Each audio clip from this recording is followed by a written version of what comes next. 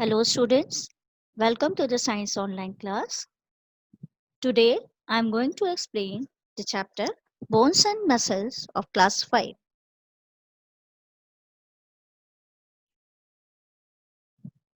So in this video I am going to cover the bones, human skeletal system and the parts of it, joints and the types of joints, muscles and how these muscles work. And the last topic is types of muscles. So let's start with the first topic, that is the bones. Students, you must have seen bones in your body, and these bones are very hard in touch. The bones, they are forming the framework of your body, as well as is also gives the shape to your body. So in the human body, there are only 206 bones present in adult, while the 300 bones are present in an infant. Infant means a new baby born child. The bones, they are not only giving the shape, but also it protects the various vital organs like the brains, the lungs, the heart, etc. If you talk about the composition of the bone, the bones, they are made up of the calcium and phosphorus. Inside the bones, there are jelly-like substances present, and those jelly-like substances are called as the bone marrow. So this bone marrow you will found in the spongy bones of your legs or the arms. If you talk about the functions of the bone marrow, you see that these bone marrow are responsible for the formation of the new blood cells. All the new blood cells which are found in your body, they are produced here in the bone marrow. So another function of this bone marrow, that is it also stores the fats. So let's move to the next topic, that is the human skeletal system. So the whole human skeletal system is divided into the various parts. So the uppermost part is the skull. You are seeing here the diagram of this human skeletal system. The uppermost is the skull. The middle portion is the rib cage, and behind the rib cage is the backbone or the spine. So the lower part of this skeletal system is called as the limbs, and the limbs, they are of two types, that is the upper limb and the lower limb. So the upper limb is called as the arm, whereas the lower limb is called as the leg. So we will study the parts of the human skeletal system individually. So let's start with the uppermost part, that is the skull. So you must have seen this skull. It is found in the uppermost part of our body, and it have a bony structure, and this bony structure is called as the upper part of it is the cranium. So this cranium is protecting the brains which is present inside this bony structure. This brain is the most important delicate organ, and it needs the protection, and this protection is done by the cranium or the skull portion. Now this skull is made up of how many bones? That is the 22 bones, and in this skull there are the 8 flat bones. Out of these 22 bones, you will see here the 8 flat bones and the 14 facial bones present. So in this skull region, you are see if you see the diagram of the skull here, the various sockets like structure, they are present, and these sockets, the various organs like the eyes or the nose, they are fixed in these sockets. So the lower part of the skull is the jaws, and these jaws, you know that there are 2 jaws, that is the upper jaw and the lower jaw. This upper jaw is not showing any movement, while this lower jaw is showing the movement for the talking and the chewing the food. So we have discussed the skull. So let's move to the next part, that is the spine or the backbone. So if you see the image here of the spine or the backbone, you must have seen that a long column like structure which is made up of small 33 hollow bones, and these 33 hollow bones, they are called as the vertebrae. So this spine or the backbone is connected from the skull to the lower part of the body. We see the function of this backbone, that it supports the body and it also protects the spinal cord. The spinal cord, it is playing an important role in the human nervous system also.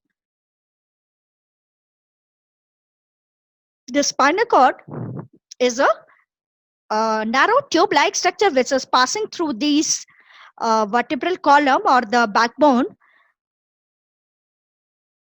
So here you are seeing the diagram here. The spinal cord, it is attached from the brain to the lower part. So let's move to the next part, that is the rib cage. Children, why we call the rib cage, ribs as the muscles of the ribs as a cage? Just because there are 12 pairs of these bones which are joined to the spine at the back and the breastbone in front. So all these 12 pairs, they are forming a cage-like structure which is called as the rib cage. And inside the rib cage, the very delicate internal organ it is present here, that is the lungs and the heart. So rib cage is protecting these organs. Now, if you see that out of 12 pairs, the last 2 pairs of the bones, they are attached to the spine at the back, and these bones, they are not attached with the ribs muscles. So these bones are called as the floating ribs. Okay. So we have finished the rib cage. Let's move to the lower part of the skeletal system, that is the limbs. So the upper part of the limb is called as the upper limb, and the lower part of the limb is called as the lower limb. And this upper limb is also known as the arms, and these arms, they are connected to the spine through the shoulder girdle, while the lower limb or the legs, they are connected to the through the, you can say, the pelvic girdle. Children, if you talk about the arm, the parts of an arm, you see here, the uppermost part of the arm is called as the humerus, and the lowermost part of the arm is called as the radius and ulna. And this, through this radius and ulna, the muscles of the hands, the bones of the hands, they are attached with it, and these finger bones of the arm are called as the phalanges. In the similar way, if you see the lower limb of this here in this diagram, the legs, the 2 parts of this lower limb or the legs, it is the femur and the tibia and fibula. So the femur, the uppermost part of the leg, that is the thigh region, it is the longest bone found in the body. So here below also, the fingers of the leg, they are also called as the phalanges. So here the tarsals and the metatarsals, you will see here in this the lower limb, while the carpals and the metacarpals you will see in the arm of the human body. So students, we have discussed the different parts of the skeletal system. So let's move to the joints. Joints. Now what are joints? The joints, these are the places where the 2 bones meet. So they are called as the joints. So the joints, they are of 2 types, that is the immovable joints and the movable joints. So immovable joints are those joints that are not allowing any movement in the body. So they are called as immovable joints. For example, like the bones of a skull or the girdle. So let's move to the other type, that is the movable joints.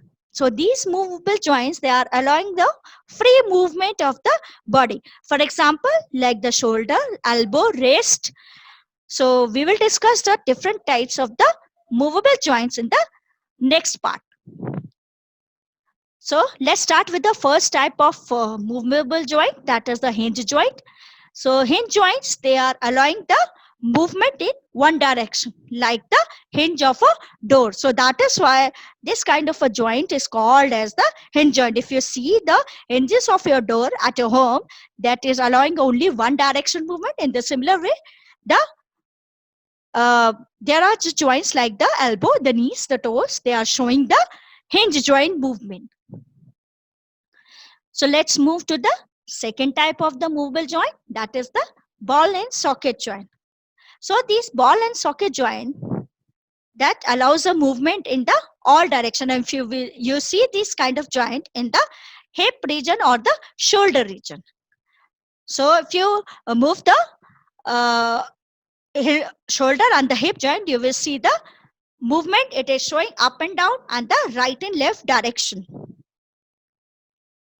So next type of joint is the gliding joint. And this gliding joint, the movement here from the name suggests that the gliding, that means the one bone is sliding over the another, and you will see this kind of a joint in the wrist or the ankle region, wrist of the arm and the ankle of the leg. So you see here this gliding joint. So let's move to the last type of a movable joint, that is the pivot joint. Pivot joint means that it allows the movement of the head from the side to side direction. For example, like the pivot joint you will see here below the skull point. So below the skull, the movement is shown here is the pivot joint. So here you are seeing here in the figure also the elbow, that is the hinge joint. You are seeing that gliding, that one bone is sliding over here in the wrist part. The hip, you see the ball and socket joint here in this hip region. And the pivot joint, you are seeing the arrow here. This arrow is showing the movement side to side. That is why this is the pivot joint.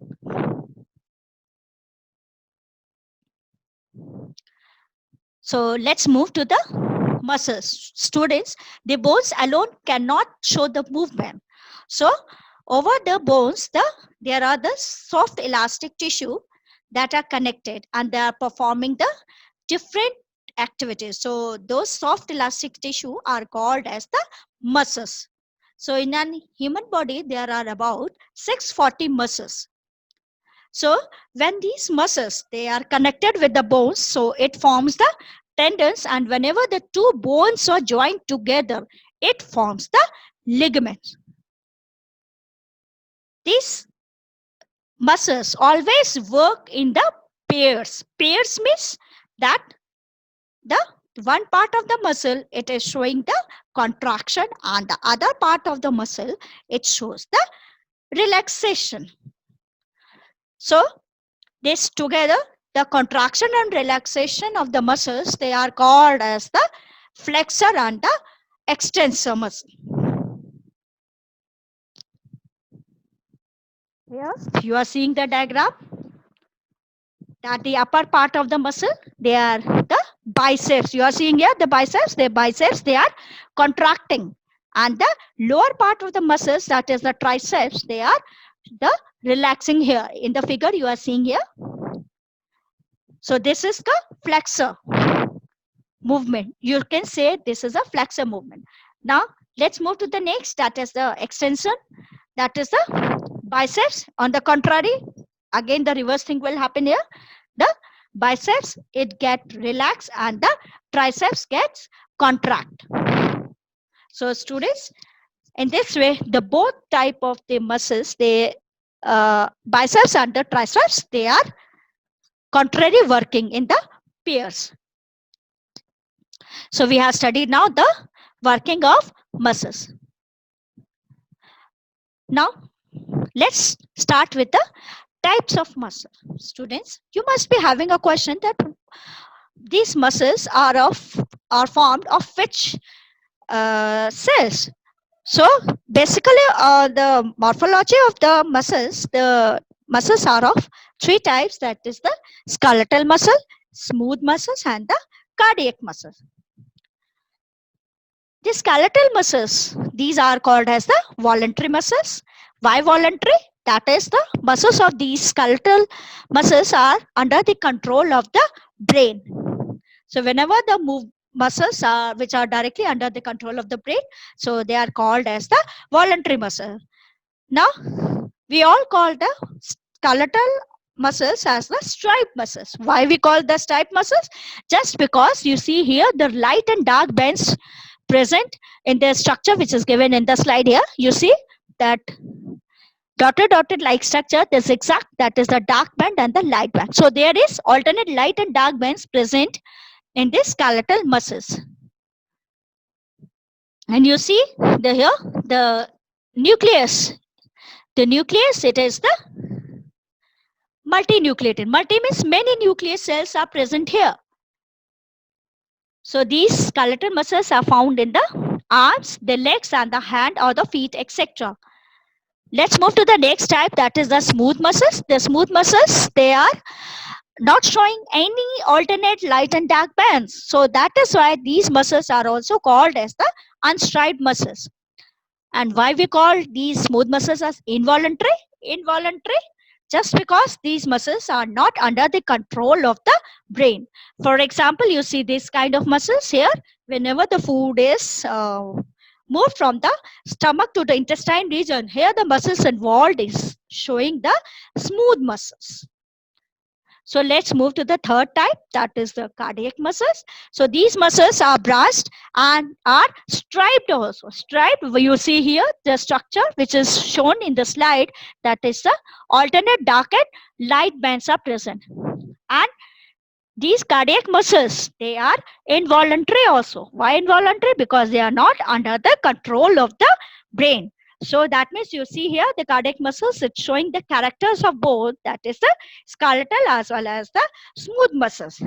So you see these cardiac muscles around the heart region. The muscles that are found around the heart region, they are called as the cardiac muscles. So here now till we have discussed everything, the types of muscles. So what we have learned so far here. So what are bones?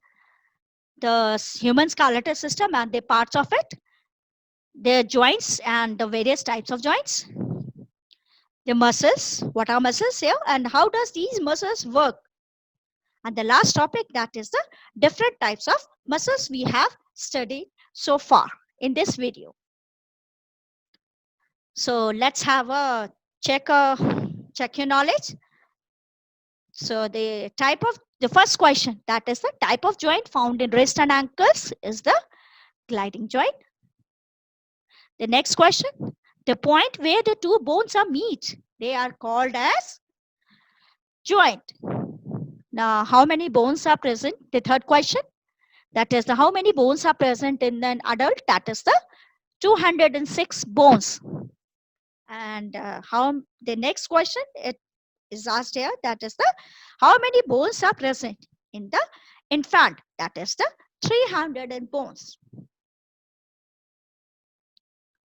So the next question is that what are the other names of the striped muscles? So the other names of the striped muscles we have studied in the last slide also, that is the skeletal or the voluntary muscles. And the last question of this video, that is the how many vertebrae are present in the backbone. So in a vertebrae, you can say the how many bones are present in the backbone, that is the 33 vertebrae are present in the backbone. So I'm thankful to everyone for making this video.